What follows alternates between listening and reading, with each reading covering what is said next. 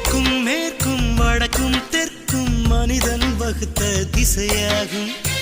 முகம் இருக்கும் திசையே எந்தன் கண்கள் பார்க்கும் திசையாகும். கோடையும் வாடையும் இலையுதிர் காலமும் இயற்கை வகுத்த நெறியாகும்.